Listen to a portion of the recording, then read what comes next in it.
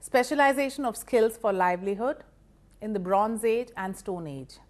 Groups of people or communities living in certain areas made the best use of locally available resources to help them carry on their way of life as smoothly as possible. Thus, they started making agricultural implements like hoe, plow, axe, harpoons, agricultural scissors, among others.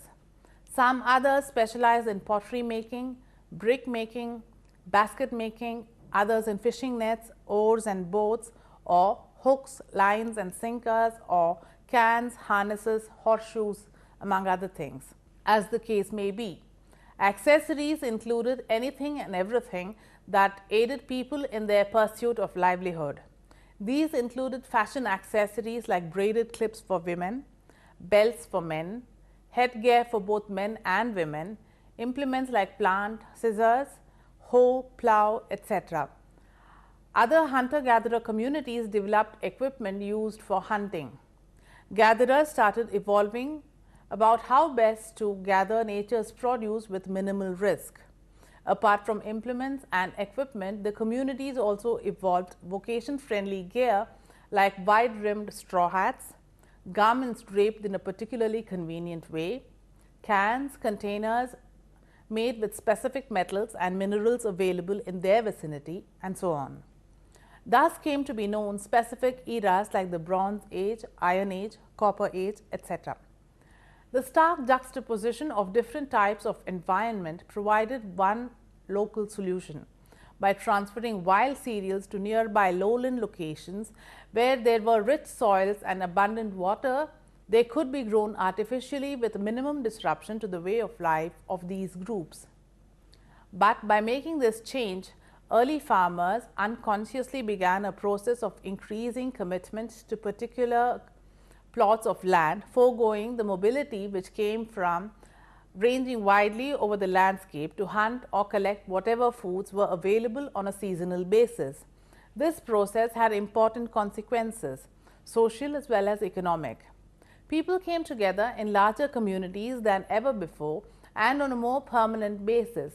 Indeed, the areas of prime agricultural land which could be cultivated by simple techniques were so valuable that the sites which were occupied in this move often remained centers of settlement for many years to come. This new form of society had to be regulated by social institutions which were often based on an extension of relationships within the family.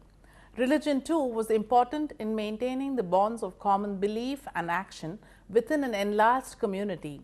Since individual people or families had little opportunity for gaining power and there were few divisions of rank or status to provide the basis of a social hierarchy.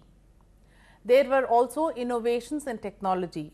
Along with permanent settlement came architecture and the building of houses with their fireplaces and ovens from bricks made out of local mud.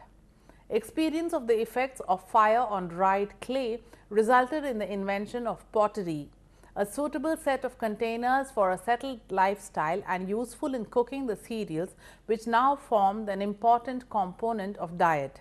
Soon, these craft skills would be transferred to other materials. With the development of carpentry and the exploration of mineral pigments and their alteration by fire, the new technology provided the basis for discoveries in metallurgy. The provisions of water supplies led to the development of irrigation technology. The existence of domestic animals allowed animal power to be applied to dragging loads and so gave rise to the technologies of the plow and the wheel. In the book Chronicle of the World, a chapter called Civilization in a Grain of Wheat makes fascinating research.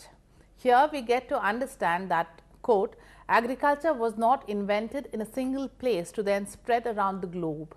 Many areas contributed to the stock of domesticated plants and animals, and agriculture can be said to have been invented independently in half a dozen areas. In each one, particularly productive species were taken out of their natural habitats and raised in conditions which were to some extent artificial. Meanwhile, woman was making the greatest economic discovery of all, the bounty of the soil. While man hunted, she grubbed about the tent or hut, for whatever edible things lay ready to her hand on the ground. In Australia, it was understood that during the absence of the male on the chase, the wife would dig out for roots, pluck fruits and nuts from the trees, collect honey, mushrooms, seeds and grains. Even today, in certain tribes of Australia, the grains that grow spontaneously out of the earth are harvested without any attempt to separate and sow the seed. The Indians of the Sacramento River Valley never advanced beyond this stage. We shall never discover when men first noted the function of the seed and turned collecting into sowing. Such beginnings are the mysteries of human history about which we may believe and guess but never really know. Then someone invented the wheel. The first step for the Industrial Revolution was taken. Gradually, these communities learned how best to make these implements with as little effort as possible. These secrets then became best practices or traditional knowledge handed over from generation to generation through practice and emulation. Since communities came to be identified by the vocation they excelled at, the communities came to be identified as castes based on their vocations. That was the genesis of the caste system.